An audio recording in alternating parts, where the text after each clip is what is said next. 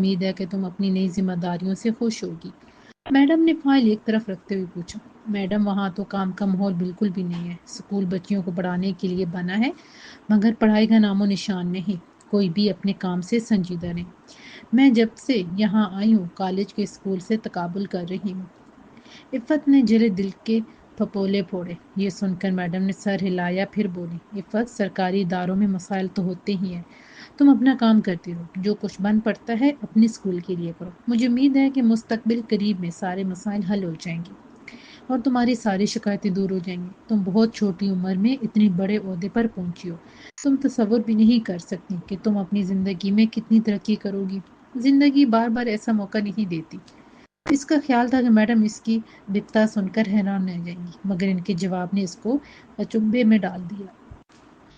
مگر میڈم، میں تو اسکول چھوڑ کر کالج واپس آنا چاہتی ہوں، اسی سلسلے میں آپ سے بات کرنے آئی تھی۔ میں صرف پڑھانا چاہتی ہوں، مجھے کوئی عہدہ نہیں چاہیے۔ پرنسپل صاحبہ نے ایک گہرا سانس لیا اور بولی، عفت، آج تم جوان ہو، توانا ہو، آج تو تم محنت کر لو گی، مگر ایک وقت آئے گا کہ تم تھک جاؤ گی، محنت نہیں کر سکو گی۔ جوانی میں انسان تونگر ہوتا ہے، اس کا دل غنا سے بھرا ہوتا ہے، ایسے عہدوں تمغوں کا کوئی لالچ نہیں ہوتا۔ مگر جیسے جیسے عمر بڑھتی جاتی ہے جذبات بدلتے چلے جاتے ہیں۔ یہ ایک پرائیویٹ ادارہ ہے، مالکان کا مزاج بدلے گا تو اس کا ماحول بھی بدل جائے گا۔ میں نے اس ادارے کو اپنی زندگی کے 10 سال دیے ہیں، اپنی تمام توانائیاں اس پر خرچ کر دی۔ تم خود گواہ ہو میں تمہیں کس طرح یہاں لے کر آئی تھی۔ اس کے باوجود ہر دن مجھ پر دباؤ میں اضافہ ہو رہا ہے، ہر وقت مجھ پر نکالے جانے کی تلوار لٹکی رہتی ہے۔ آج حالات اچھے ہیں تو سب اچھا لگ رہا ہے، کل حالات نہ جانے کیسے ہوں۔ اسی لیے میں تمہیں بالکل بھی مشورہ نہیں دوں گی کہ تم بطور ہیڈ مسٹریس سرکاری اسکول چھوڑ کر ایک پرائیویٹ کالج میں واپس آؤ۔ آج پہلی مرتبہ میڈم واحدہ اس سے بری لگی تھی۔ وہ حیران تھی کہ یہ کیسی ناشکری عورت ہے، 40,000 روپے تنخواہ لے رہی ہے، کالج کی طرف سے نئی گاڑی اور ڈرائیور بھی ملا ہوا ہے، کالج کی طرف سے ایک ہی گھر جس کی بجلی، گیس اور فون کے بل کالج ادا کرتا ہے، سب ہونے کے باوجود وہ اپنے کالج سے بالکل بھی مخلص نہیں۔ اس سے تو عفت کو اپنے ہاتھوں ہاتھ لے لینا چاہیے تھا، مگر وہ اسے کالج آنے سے روک رہی تھی۔ میڈم، ایک بات تو طے ہے کہ میں سرکاری نوکری نہیں کروں گی، اگر آپ کو میری ضرورت نہیں تو میں کسی اور ادارے کو جوائن کر لوں گی۔ میں بس صاف ستھرے ماحول میں کام کرنا چاہتی ہوں جہاں مجھے دماغی تناؤ کا سامنا نہ کرنا پڑے، عفت نے خفگی سے کہا، اور پرنسپل صاحبہ یہ سن کر ہنس دی۔ کون کافر تمہیں کسی دوسرے ادارے میں جانے دے گا، لیکن میں چاہتی ہوں تم ایک ہفتہ گھر بیٹھ کر سوچو کہ تمہیں کیا کرنا ہے، میری باتوں پر غور کرو۔ اس کالج میں تمہارا حال یقیناً اچھا گزرے گا، مگر مستقبل کی کوئی ضمانت نہیں ہے۔ عقل مند انسان وہ ہوتا ہے جو اپنے حال پر اپنے مستقبل کو ترجیح دے۔ عفت نے حامد کو اس بارے میں بتایا تو وہ بہت جبیں ہوا۔ تم نے اتنا بڑا فیصلہ کر لیا اور مجھے بتانا بھی گوارا نہیں کیا۔ وہ خفا ہوتے ہوئے بولا، میں نے تم سے بات کی تھی اور تم مجھے مشورہ دے چکے ہو کہ میں سر جھکا کر خاموشی سے اپنا کام کروں اور تنخواہ وصول کرتی ہوں، اور یہ مجھ سے نہیں ہو سکتا۔ سارے اختیار بیوروکریسی نے اپنے پاس رکھے ہیں اور سکول ہمیں چلانے کے لیے دے دیے ہیں، اس طرح نظام کبھی ٹھیک ہو ہی نہیں سکتا۔ عفت نے برہمی سے کہا، میں نے تم سے جب کہا تھا کہ خاموشی سے اپنا کام کرو تو دراصل میں یہ کہنا چاہ رہا تھا کہ خود میں دباؤ برداشت کرنے کی ہمت پیدا کرو۔ یہ سرکاری کام ہے، یہاں آہستہ آہستہ چیزیں سمجھ آتی ہیں، اور اصل مسئلہ یہ نظام نہیں بلکہ تمہیں گاڑی اور ایک بڑی تنخواہ کی عادت ہو گئی ہے۔ تمہارا دل اپنی تنخواہ دے کر اچاٹ ہوا، اس بات کو تسلیم کرو، باقی باتیں ضمنی ہیں۔ حامد نے اس کے سر پر ہلکی سی چپت لگاتے ہوئے کہا۔ عفت کے دل میں چور تھا، اسی لیے اس نے اپنی نگاہیں نیچے کر لی۔ تنخواہ دیکھ کر وہ واقعی بہت مایوس ہوئی تھی۔ عفت، اس بات کو سمجھو کہ اللہ تعالیٰ نے تمہیں یہ ملازمت دی ہے، تم کسی کے پاس مانگنے نہیں گئی تھی، اسی لیے میرا یہ ماننا ہے کہ اگر تم نے اسے خود چھوڑا تو تمہیں پچھتانا پڑے گا۔ جہاں تک تنخواہ کی بات ہے، تمہارا گزارا بہت اچھا ہو رہا ہے، تم کام نہ بھی کرو تب بھی ہم خوشحال رہ سکتے ہیں۔ یہاں ترقی کے بہت مواقع ہیں، تمہیں آگے پڑھنے کے بھی موقع ملیں گے۔ یہاں رہتے ہوئے تم بہت آرام سے MSc کر سکتی ہو، اسی لیے یہ پوسٹ چھوڑنے کا بالکل بھی نہیں سوچو۔ عفت اب شیشو پن کا شکار ہو گئی تھی۔ میڈم اور حامد کی باتیں سننے کے بعد اسے شدید کوفت ہو رہی تھی اور حامد کو کسی صورت ناراض نہیں کرنا چاہتی تھی۔ حامد نے جب دیکھا کہ وہ بہت چپ چپ رہنے لگی ہے تو اس کے پاس آیا اور بولا، میں ہمیشہ تمہاری ہمت اور حوصلے سے مروب رہا ہوں۔ تمہارا ہر فیصلہ ہمیشہ ٹھیک رہا۔ یہاں بھی ہو سکتا ہے تم ٹھیک ہو۔ ہمیں مستقبل کے حوالے سے سوچنا چاہیے، لیکن اس کے لیے حال کی خوشیاں قربان نہیں کرنی چاہیے۔ تمہاری خوشی کالج جانے میں ہے تو تم کالج جاؤ۔ تم کسی کے نہیں، بس اپنے دل کی سنو۔ جو کرنا ہے چاہتی ہو کرو، میں تمہارے ساتھ ہوں۔ حامد نے اس کے سر سے بہت بڑا بوجھ اتار دیا تھا۔ ایک صبح وہ اٹھی تو ڈرائیور رمضان اسے لینے آیا ہوا تھا۔ اسے پرنسپل صاحبہ نے بھیجا تھا۔ حامد نے انہیں بتایا تھا کہ وہ اسکول جانا نہیں چاہتی۔ اس نے دوبارہ سے کالج جوائن کر لیا تھا۔ حامد اس کے ہونٹوں پر کھلتی مسکراہٹ دیکھ کر خوش تھا۔ زندگی اپنی ڈگر پر رواں دواں تھی۔ ان کے پڑوس میں ایک شخص کا انتقال ہوا۔ کفن دفن کا انتظام ہو ہی رہا تھا جب لواحقین کو معلوم ہوا کہ اس کا مکان کسی اور سرکاری افسر کو لاٹ کر دیا گیا ہے۔ انہوں نے بمشکل ایک ہفتہ وہاں گزارا، پھر انہیں وہاں سے نکلنا پڑا۔ اس بات کا عفت پر بہت اثر ہوا۔ اس نے سوچا کہ ان کا ذاتی گھر ہونا چاہیے۔ اس نے اس حوالے سے عامر سے بات کی تو اس نے استہزائیہ لہجے میں کہا، تمہیں کیا لگتا ہے میں اتنی جلدی مرنے والا ہوں؟ عفت یہ سن کر کانپ گئی اور بولی، میں ہر نماز میں دعا کرتی ہوں کہ تمہیں اللہ تعالیٰ عمر دراز عطا کرے۔ میری عمر بھی تمہیں لگ ہے، مگر کیا کروں، میں بہت مشکل چیزیں سوچنے کی عادی ہوں۔ میں چاہتی ہوں ہمارے بچوں کا ایک گھر ہو جس میں سے انہیں کوئی نہ نکال سکے۔ سستا زمانہ تھا اور ان دنوں کی تنخواہ کافی زیادہ تھی، اسی لیے انہوں نے ایک پوش علاقے میں پلاٹ لے لیا۔ جلد ہی انہوں نے اتنا پیسہ جمع کر لیا کہ جس سے گھر کا ڈھانچہ کھڑا کیا جا سکے۔ حامد ہر وقت اس فکر میں سرگرداں رہتا۔ اس کے دوست اکاؤنٹنٹ افسر بشیر صاحب نے ایک دن اسے کسی سوچ میں غلطہ دیکھا تو بولے، حامد کن سوچوں میں گم رہتے ہو؟ کہیں کسی سے پیار ویار تو نہیں ہو گیا؟ مجھے بتا کون ہے وہ، بھابھی کو یہ خبر میں خود دوں گا۔ بشیر بھائی، اس سے معلوم ہے، بتانے کی ضرورت نہیں، وہ بھی پریشان ہے، بلکہ اسی نے مجھے اس پریشانی میں ڈالا ہے۔ حامد نے بیزاری سے کہا، تم گھر کے لیے پریشان ہو، تعمیراتی کام تو ٹھیک چل رہا ہے؟ بشیر صاحب نے تفکر سے پوچھا، کہاں ٹھیک چل رہا ہے، پیسے ختم ہو گئے ہیں، اچانک سیمنٹ مہنگا ہو گیا، سوچا تھا ڈھانچہ مکمل کر کے کام روک دوں گا، وہ بھی نہ ہوا، اب اگر کام ادھورا چھوڑتا ہوں تو محنت اور پیسہ دونوں برباد ہوگا۔ حامد نے پریشانی سے کہا، تم نے مجھ سے ذکر ہی نہیں کیا۔ بشیر صاحب نے شکایت کی، تم کیا کر لو گے؟ حامد نے طنزیہ لہجے میں کہا، میں تمہیں قرض دوں گا، کنگال آدمی، تم نے مجھے اپنی طرح مفلس اور کنجوس سمجھ رکھا ہے جو دوستوں کے کام نہ آئے۔ یہ سن کر حامد کی آنکھوں میں چمک آ گئی۔ وہ بولا، لگتا ہے جناب نے کوئی بڑا ہاتھ مارا ہے، تمہاری طرح فضول خرچ نہیں ہوں گے، تم کل مجھ سے پیسے لو اور جتنا کام ہو سکتا ہے کروا لو۔ بشیر صاحب نے پرخلوص لہجے میں کہا۔ حامد نے تشکر بھری نگاہوں سے ان کو دیکھا اور بولا، بشیر بھائی، تم نے میرا بہت بڑا مسئلہ حل کر دیا، تم مجھے پہلے بتاتے تو اتنا پریشان ہی نہ ہوتے۔ بشیر صاحب نے سگریٹ سلگاتے ہوئے کہا، وہ ہر ایک کی مدد کرنے کے لیے یوں ہی تیار رہتے تھے، دوستوں پر آنکھیں بند کر کے اعتبار کرنا ان کی سرشت میں تھا۔ حامد کو انہوں نے پیسے پکڑا دیے اور اس کے اصرار کے باوجود لکھت پڑھت نہیں کی۔ گھر کی تعمیر اب اپنے آخری مراحل میں داخل ہو چکی تھی۔ بشیر صاحب کو معلوم ہوا تو انہوں نے حامد سے کہا، نیا گھر بننے کی خوشی میں کہیں کالونی سے اڑن چھو نہ ہو جانا، آرام سے یہیں رہو اور وہ گھر کرائے پر دے دو۔ حامد کبھی کالونی چھوڑنے کا کوئی ارادہ نہیں تھا، یہاں رہتے 15 سال ہونے کو آئے تھے۔ اب وہ تو سرکاری کالونی والے کو جانتا تھا، سب سے ہی اچھی الیکس لیک تھی، پرانا محلہ بھی زیادہ دور نہیں تھا، وہاں بھی وہ اور عفت اکثر چلے جایا کرتے تھے۔ زندگی خوب کٹ رہی تھی۔ پچھلے 5 سال میں وہ کوئٹہ میں کچھ اس طرح مقید ہو گئے تھے کہ رشتہ داروں سے بالکل کٹ گئے تھے۔ پہلے پہل وہ ہر سال پنجاب جایا کرتے تھے۔ بچے ٹرین کے سفر سے بہت لطف اندوز ہوتے، وہاں بھی ان کی خوب آؤ بھگت ہوتی۔ وہ کوئٹہ سے سب کے لیے طائف لے کر جاتے، پھر گھر بنانے میں ان کی اضافی آمدن خرچ ہو گئی، اسی لیے بھی آنا جانا مشکل ہو گیا۔ بنا طائف جانا انہیں اچھا نہیں لگتا تھا اور رشتہ دار اتنے زیادہ تھے کہ سب کے طائف پورے کرنا بہت مشکل تھا۔ اب بچے بھی بڑے ہو گئے تھے، اسکول جانے لگے تھے۔ عفت ان کی تعلیم پر کوئی سمجھوتا کرنے کو تیار نہیں تھی، ان کی تعلیم کا حرج نہ ہو، اسی لیے بھی چھٹیوں میں وہ اب کہیں نہیں جاتے تھے۔ تینوں بچوں کے علیحدہ علیحدہ کمرے تھے۔ ان کا مزاج بھی اب کچھ ایسا بن گیا تھا کہ ان کا ننیال ددیال میں دل نہیں لگتا تھا۔ حامد اور عفت بھی ایسے ماحول کے عادی ہو گئے تھے جہاں خاندانی رنجشوں، آپس کی چپکلش، غیبتوں، چغلیوں کا کوئی کام نہیں تھا۔ ہر شخص اپنے کام سے کام رکھتا تھا۔ کالونی میں بسنے والوں کے مزاج ہم عام تھے، مل جل کر رہنا، ایک دوسرے کی مدد کرنا، مگر اس دوران پرائیویسی کا خیال رکھنا ان کا شیوا تھا۔ کاشف اور نمرا پڑھائی میں بہت اچھے تھے، مگر غفران کو نصاب سے زیادہ غیر نصابی کتابوں کا شوق تھا۔ وہ فلسفہ اور نفسیات کی کتابیں بھی شوق سے پڑھنے لگا تھا، ساتھ ساتھ پامسٹری، ہیپاٹزم اور خوابوں کی تعبیر جیسی کتب بھی اس کے مطالعے میں رہتی۔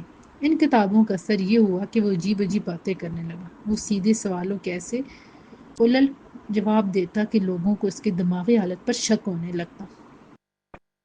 کاشف اور نمرا کی تعلیمی کارکردگی بہت شاندار تھی، جبکہ غفران اپنی مرضی کے مضامین میں ٹاپ کرتا اور باقی بمشکل پاس ہوتا تھا۔ بشیر صاحب کا بیٹا وجاہت کاشف کا گہرا دوست تھا۔ وہ اکثر ان کے گھر آتا اور وہ دونوں مل کر ویڈیو گیم کھیلا کرتے، مگر کچھ دنوں سے وہ غائب تھا۔ یہ آج کل وجاہت کیوں نہیں آ رہا؟ پھر تم دونوں کی کسی بات پر ناراضی ہو گئی ہے؟ عفت نے اکیلے ویڈیو گیم کھیلتے دیکھ کر کاشف سے پوچھا۔ امی میں کیوں اس سے ناراض ہوں گا؟ وہ میرا بہت اچھا دوست ہے۔ میں تو بشیر انکل سے خفا ہوں، کل میں نے انہیں سلام بھی نہیں کیا، کاشف نے منہ پھلا کر کہا۔ ارے ارے کیوں سلام نہیں کیا؟ تمہارے ابو کو معلوم ہوا تو وہ تمہارے کان کھینچیں گے۔ عفت نے اسے دمکایا۔ وہ بشیر انکل سے کہیں مجھے میرا دوست واپس لا کر دیں، اسے انہوں نے طالب بنا دیا ہے۔ حمزہ بتا رہا تھا کہ اس نے خود دیکھا ہے وہ گھر گھر جا کر روٹیاں مانگتا ہے۔ ننھے کاشف نے غصے سے کہا۔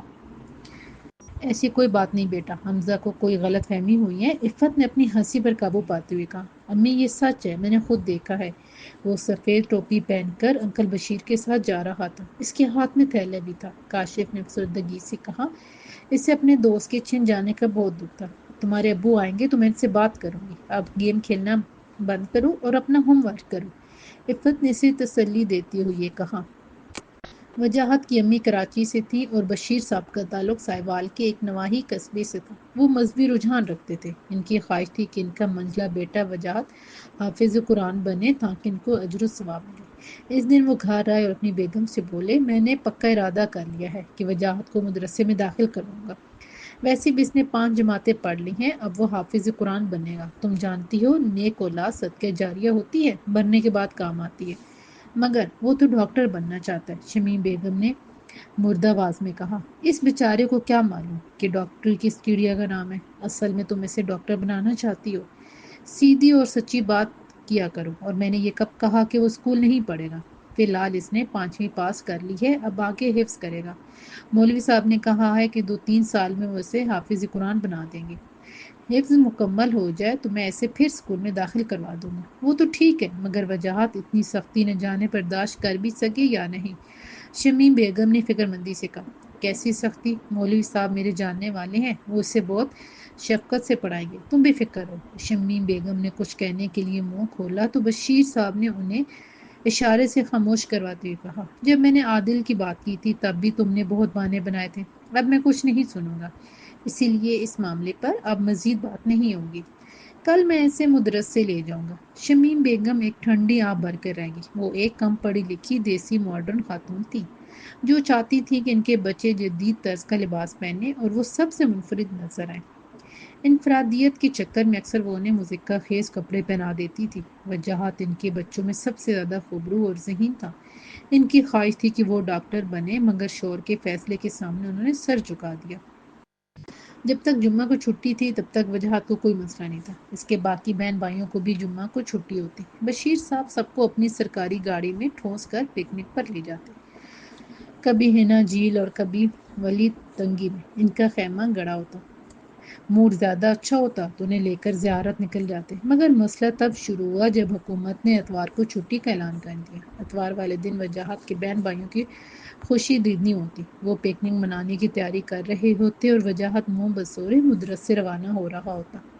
اس سے پہلے وہ بہت شوق سے قرآن پاک حفظ کر رہا تھا، مگر جب کئی ہفتوں تک یہ سلسلہ جاری رہا اور بشیر صاحب اسے اپنے ساتھ پکنک پر لے جانے کے لیے تیار نہیں ہوئے تو وہ پریشان رہنے لگا۔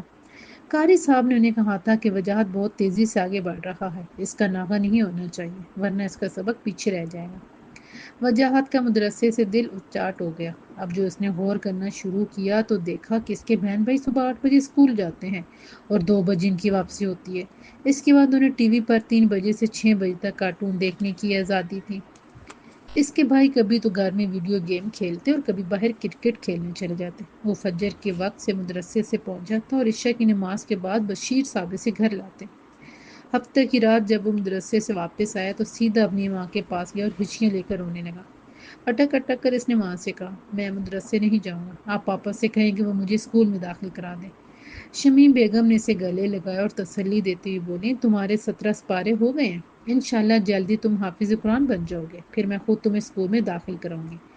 وجاہت مگر تہیہ کر چکا تھا کہ اب وہ مدرسے نہیں جائے گا۔ آپ کو میری بات کیوں سمجھ نہیں آ رہی؟ میں مدرسے نہیں جانا چاہتا، مجھ سے نہیں پڑھا جاتا۔ اب اگر مجھے کسی نے مدرسے بھیجا تو میں گھر سے بھاگ جاؤں گا اور کبھی واپس نہیں آؤں گا، اس نے دھمکی امیز لہجے میں کہا۔ یہ دھمکی سن کر شمیم بیگم کا دل دھک سے رہ گیا۔ انہوں نے بے اختیار اس کو سینے سے لگا لیا اور بولی، دوبارہ کبھی ایسی بات نہیں کرنا۔ تم جانتے ہو جو لڑکے گھر سے بھاگ جاتے ہیں اغوا کار انہیں اغوا کر کے لے جاتے ہیں اور انہیں اندھا بہرا لنگڑا بنا کر سڑکوں پر بھیک منگواتے ہیں، ان کی زبان بھی کاٹ دیتے ہیں، گھر سے بھاگنے کا کبھی سوچنا بھی نہیں۔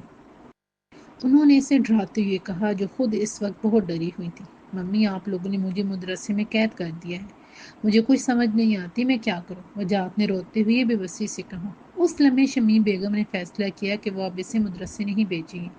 وہ جو شور کی بیشتر باتوں پر سر تسلیم ہم کر لیا کرتی تھی اور بہت کم ان سے الجھتی تھی، اس رات انہوں نے بشیر صاحب سے دو ٹوک لہجے میں کہا، وجاہت کل سے مدرسے نہیں جائے گا، آپ اس کا داخلہ اسکول میں کروا دیجیے۔ یہ کہہ کر گویا انہوں نے بشیر صاحب کے سر پر بم پھوڑا۔ یہ تم کیا اول فول بول رہی ہو؟ ہوش میں تو ہو، اس کے 17 سپارے مکمل ہو گئے ہیں۔ ان 2 سالوں میں میں نے اس کے ساتھ کتنی محنت کی ہے تم جانتی ہو، اس کی وجہ سے صبح کی نیند قربان کی ہے، دوپہر کو دفتر سے بھاگا آتا ہوں کہ اسے کھانا پہنچانا ہے، مغرب کے بعد تمام میل ملاپ چھوڑ کر اسے مدرسے سے لانے نکل کھڑا ہوتا۔ بشیر صاحب نے تیز لہجے میں کہا، میں نے ہمیشہ آپ کی بات مانی ہے اور میں بھی چاہتی ہوں کہ وہ حافظ قرآن بنائے، مگر میں اس کی دماغی صحت تباہ نہیں کروا سکتی۔ آپ اسے اسکول میں داخل کروا دیں، وہ گھر سے بھاگنے کی باتیں سوچنے لگا ہے، ابھی اس کی عمر ہی کیا، یہ تو شکر ہے کہ اس نے مجھ سے بات کر لی۔ آپ بتائیں اگر وہ اس خیال پر عمل کر بیٹھے، میں تو جیتی جی مر جاؤں گی۔ مجھ سے اس کی سسکیاں سنی نہیں جا رہی تھی، وہ آج بہت بلک بلک کر رویا ہے۔ اسے میٹرک کرنے دیں، اس کے بعد بے شک آپ اسے حافظ بنائیں، تب تک وہ خود بھی سمجھدار ہو جائے گا۔ بلکہ آپ ایسا کریں کہ شجاعت کو بھی حافظ بنائیں، مگر پہلے دونوں کو میٹرک کرنے دیں تاکہ وہ کچھ سمجھدار ہو جائیں۔ انہوں نے بشیر صاحب کے سامنے ہاتھ جوڑتے ہوئے کہا۔ گھر سے بھاگنے کی بات سن کر بشیر صاحب بھی پریشان ہو گئے۔ انہوں نے دل پر پتھر رکھ کر سوچا کہ میٹرک کے بعد وہ اس کو حافظ بننے کی ترغیب دے گی، اگر قسمت میں ہوا تو وہ حافظ بن جائے گا۔ ان دنوں پرائیویٹ اسکول کا نیا رواج پڑا تھا، ہر گلی محلے میں اسکول کھل رہے تھے۔ تعلیمی سال کے عین درمیان بشیر صاحب نے ایک پرائیویٹ اسکول میں وجاہت کا داخلہ کروا دیا۔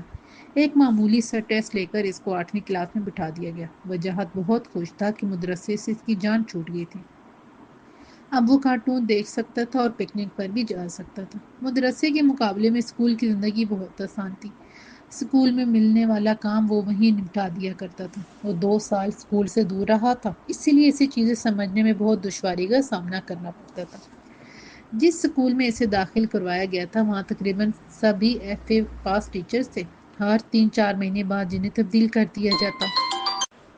اسکول مالکان جانتے تھے کہ بچوں کو فیل کر کے وہ اپنے لیے مصیبت کھڑی کریں گے۔ والدین بھاری فیسیں ادا کرنے کے بعد اپنے بچے کی ناکامی کے لیے انہیں ہی مورد الزام ٹھہرائیں گے، اسی لیے کسی بچے کے فیل ہونے کا سوال ہی پیدا نہیں ہوتا تھا۔ بشیر صاحب کی وجہ سے وجاہت کا خصوصی خیال رکھا جاتا تھا۔ اسکول کا پرنسپل ایک سرکاری ملازم بھی تھا جس کا اکثر اکاؤنٹ آفس سے واسطہ بڑھتا رہتا تھا۔ وہ اس کے والد کا احسان مند تھا۔ امتحانی پرچوں میں آنے والے سوالات ٹیچر سب بچوں کو پہلے سے بتا دیا کرتے۔ وجاہت ان سوالوں کو رٹ لیتا اور امتحان میں پاس ہو جاتا۔ وہ ایک کلاس سے دوسری کلاس میں جاتا رہا۔ بشیر صاحب یا شمیم بیگم نے کبھی یہ جاننے کی کوشش نہیں کی کہ وہ کچھ پڑھ بھی رہا ہے یا نہیں۔ باقی دونوں بیٹوں کے ساتھ بھی ان کا رویہ ایسا ہی تھا، اسکول کے حوالے کر کے وہ بھول گئے تھے کہ ان کی بھی کوئی ذمہ داری ہے۔ بیٹی کو انہوں نے قریبی ایک سرکاری اسکول میں داخل کروا رکھا تھا، لڑکی کو وہ پرایا دن سمجھتے تھے، اسی لیے ان کی تعلیم پر پیسہ برباد کرنے کے روادار نہیں تھے۔ سردیوں میں شمیم بیگم بچوں کے ساتھ کراچی نکل جاتی، ایک ماہ وہاں گزارتی، اس کے بعد بشیر صاحب وہاں پہنچ جاتے اور وہاں سے لاہور اور اسلام آباد کا سفر ہوتا۔ وہ انہیں کبھی سہوار لے کر نہیں گئے اور نہ کبھی ان بچوں نے ایسی کوئی خواہش کی۔ بلوچستان بورڈ کے تحت اس زمانے میں 9ویں اور 10ویں کا ایک ہی امتحان ہوتا تھا۔ 9ویں میں وجاہت نے بہت اچھے نمبر لیے، 10ویں میں بھی وہ بہت بہتر رہا۔ ٹیچرز نے اسے بورڈ کے امتحان میں آنے والے ممکنہ سوالات کے بارے میں بتا دیا تھا۔ دن رات وہ انہیں رٹا کرتا تھا، مگر جب امتحانی ہال میں پرچے سامنے آئے تو اس کے ہاتھوں کے طوطے اڑ گئے اور دماغ معاف ہو گیا تھا۔ نقل کی روک تھام کے لیے ٹیمیں حال میں موجود تھیں۔ یوں اس کا میٹرک کا رزلٹ بہت برا آیا۔ وہ محض اردو، اسلامیات اور مطالعہ پاکستان میں ہی پاس ہو سکا۔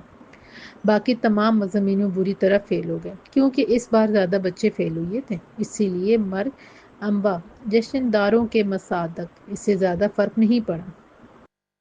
تیسری مرتبہ جب وہ امتحانی ہال پہنچا، یہ اس کے پاس آخری موقع تھا۔ اگرچہ اس مرتبہ بھی وہ امتحان پاس نہ کرتا تو ان مضامین میں بھی فیل کرا دیا جاتا جنہیں وہ پاس کر چکا تھا۔ بشیر صاحب نے سفارش کروا کر بہت مشکل سے اسے اس گرداب سے نکالا۔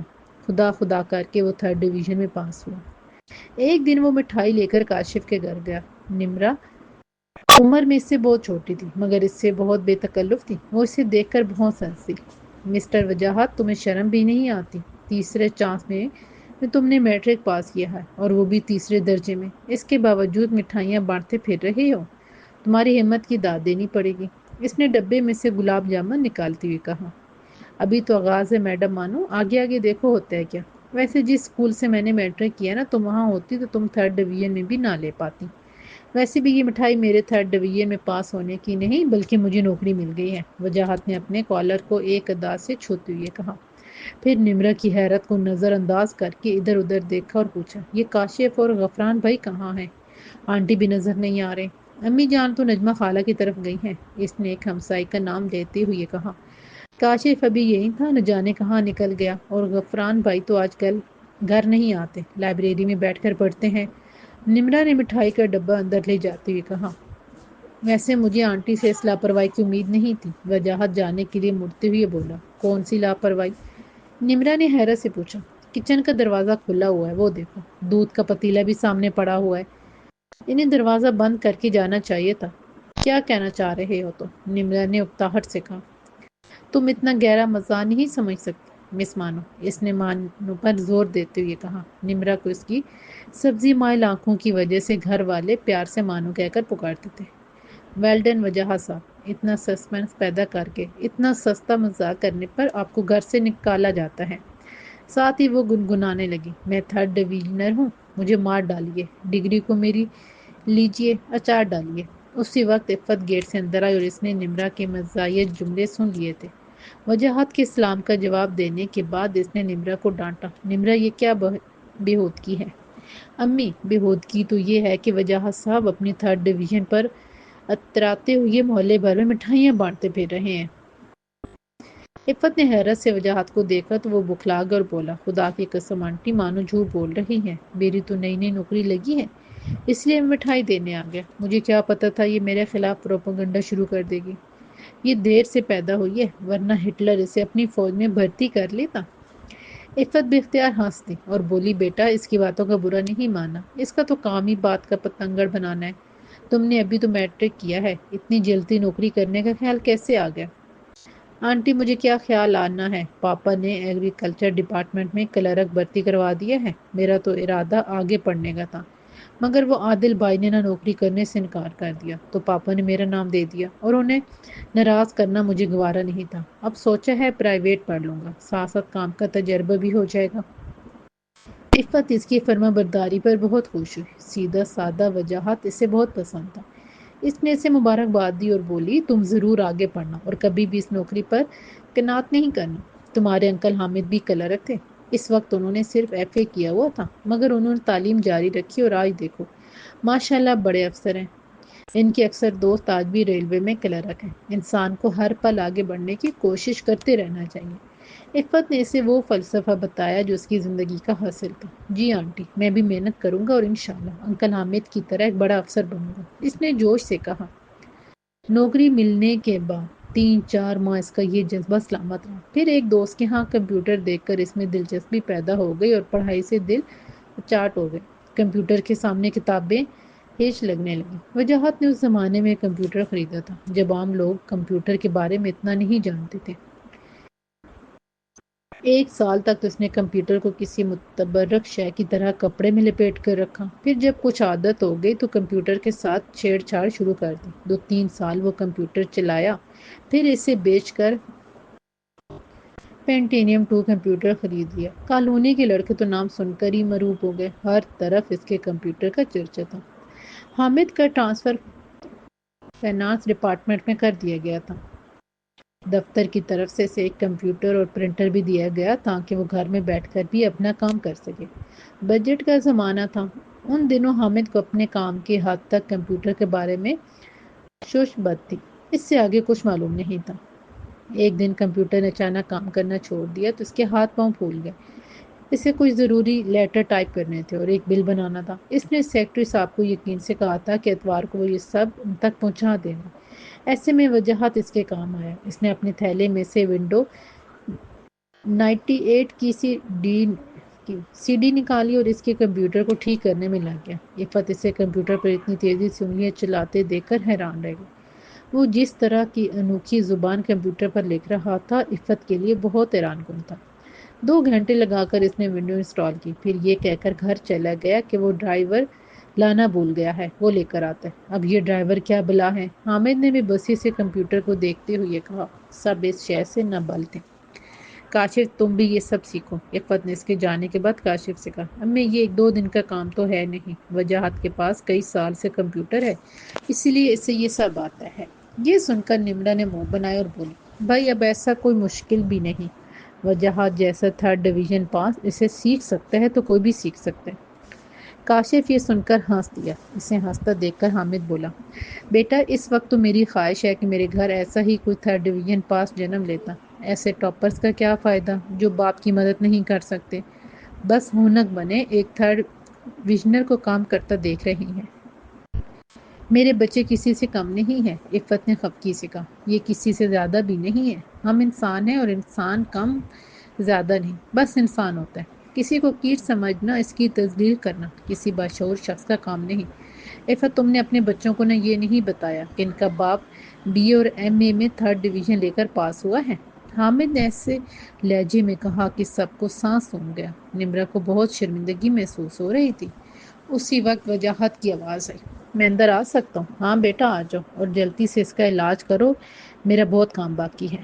رات گئے اس کا کام ختم ہوا، تب سب نے مل کر کھانا کھایا۔